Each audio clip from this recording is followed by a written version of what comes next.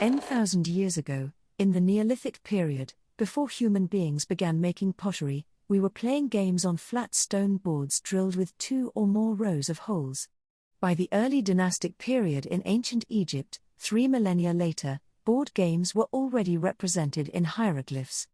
And on the wall of Nefertari's tomb, built in the 12th or 13th century BCE, someone painted the queen playing senet, one of 3 ancient Egyptian board games whose pieces have come down to us. Along with Mayan and hounds and jackals. The ancient Greeks, for their part, had tabula, an ancestor of backgammon. The Romans added latrones, an ancestor of chess.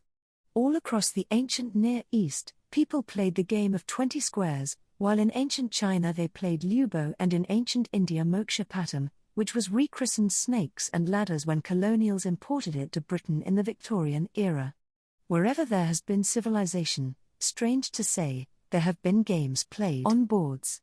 Until about the 17th century, these games tended to be traditional folk inventions that could not be traced back to a maker. Their boards were also relatively abstract, consisting of squares, triangles, spirals, or holes.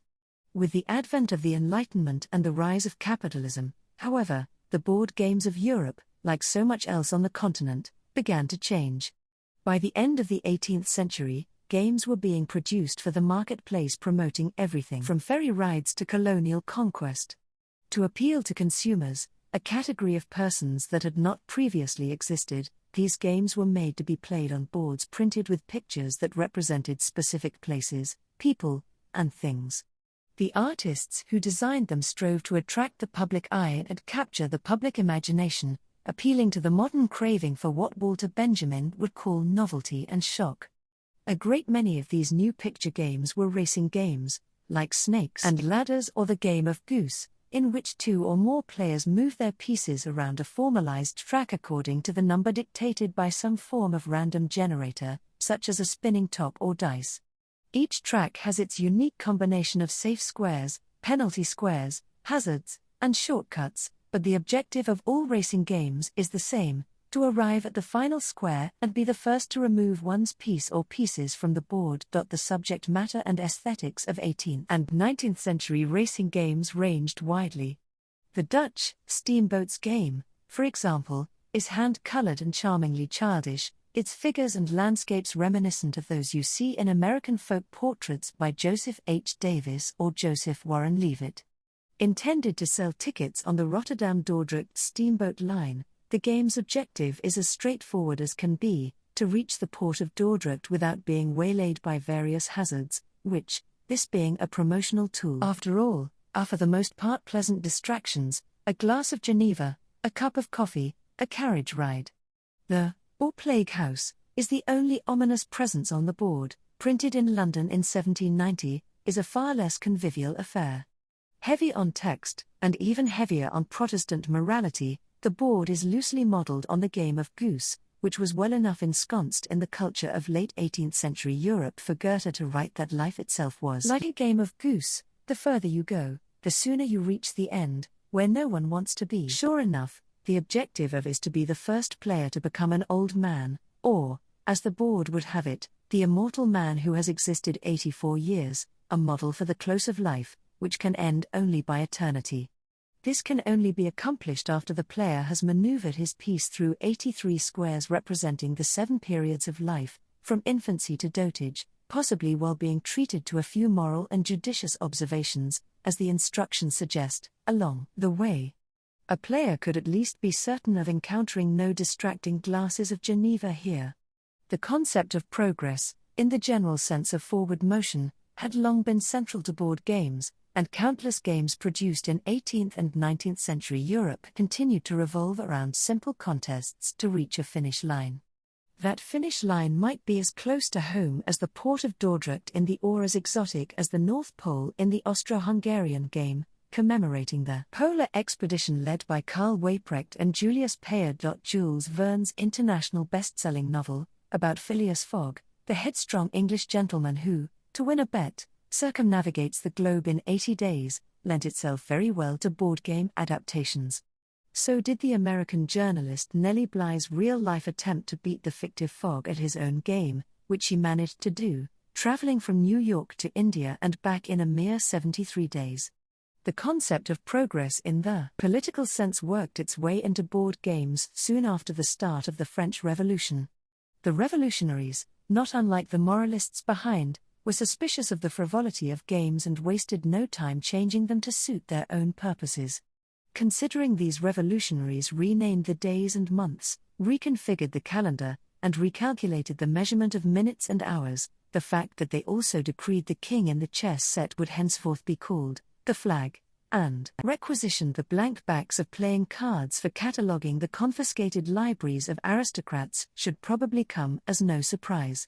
Two enterprising citizens, named Jaume and Dugouic, went so far as to redesign the entire deck of playing cards, eliminating the offensive images of kings, queens, and valets, jacks or knaves in the English deck, and replacing them with images of the law, the spirit of peace, and the freedom of the press. The printed circa 1791 and, modelled closely on the game of goose, propagandized for political progress, leading players through the major events of revolutionary history, starting with the storming of the Bastille and proceeding through the abolition of feudal rights, the dechristianization of France, the September massacres, and the killing of Delaunay, Foulon, and Berthier, before coming to an end with the National Assembly at the Palladium of Liberty. If the game sounds a bit boring, it probably was, for all but the most ardent Republicans. Play was enlivened by a few penalty squares, in which idiot geese, in the words of the board, wearing magistrates' clothes and symbolizing the parliaments of the old regime, could delay the progress of a player's peace just as surely as they could delay the progress of the French nation. Political progress is also at the center of things in the suspiciously subtitled, published by John Marshall of London in 1818. Here, in 109 numbered pictures, beautifully printed in a star-shaped pattern of crescents, medallions, and leaves, the history of the world is told, as the scholar Ernst Struhal writes, not as a hodgepodge of stories but as a goal-oriented pursuit of progress, with achievements that bring humanity step by step to reason. Beginning with the Garden of Eden, the game ends when the first player lands on the central circle, which depicts a martial female figure holding a Union Jack shield and a sheet of paper that reads, "To the glory of Britain slave trade abolished." Queen Victoria, who was born in 1819, a year after was published, conveniently filled the role of this figure in another, even more nationalist board game printed in London around 1860. In this case, the game takes the shape of a pyramid, ascending from the Garden of Eden and the Tower of Babel to the Roman invasion of Britain and the discovery of America, non sequitur mounting upon non sequitur until they reach their peak, the Queen, surrounded by her family. The practice of making games to promote clean living and political progress, with that progress always culminating in an image of the government currently in power, persisted all through the 19th century and into the 20th. The Soviet Union made particularly good use of board games, though in contrast to the French revolutionaries, who were so keen to have citizens rehearse and internalize the events of the revolution, the Soviets were generally more concerned with making sure that the newly urbanized peasantry learned the basics of health and hygiene.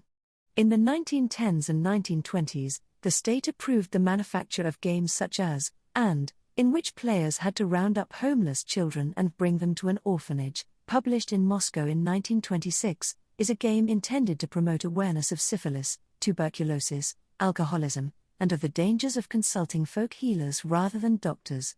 The objective is to be the healthiest worker possible, though oddly enough the hazards and penalties the player encounters most resemble those of the fun-loving Dutch.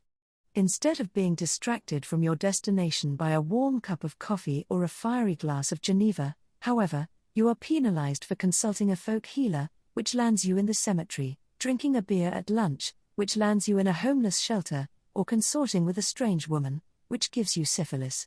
Squares inform the player of various statistics. 46% of murders and 63% of robberies occur under the influence of alcohol, and attempt to dispel popular medical misconceptions. Tuberculosis is not cured by medicine, but by fresh air, sun and food. The board, through its clever design, emphasizes that the worker's health is in his own hands, just as the worker pictured holds the list of rules in one hand and a lever controlling the flywheels, both printed with the slogans imploring workers to take responsibility for improving the quality of their own lives, in the other. Though may look bizarre to many of us today, it can look no more bizarre than the American ore, with their emphasis on the accumulation of capital, would have looked to a Russian proletarian. Games, like religion and song, have existed since before history began, and as with religion and song, they are creations in which we cannot help but reveal our desires, prejudices, and fears. They may be overtly political, like or they may unconsciously disclose cultural beliefs, like the obsession with speed evident in the Jules Verne and Nellie Bly games produced in 19th-century France, England, and America. But in every case they generate an alternate space in which people can play through the anxieties of their daily lives according to clearly established rules and, so long as there is no actual money on the line, without any fear of harm. In a game, writes Roberto Calasso, one is aware of tension, yet the right is still, detached from the world of fact, as if keeping itself 2 palm breadths above the ground. It is little wonder that every variety of moral and political regime has put its stamp on a board game or two. There are few pursuits that so perfectly replicate our attempts to imagine the course of progress, which seems so sensible it ought to be inevitable but is nevertheless subject to chance.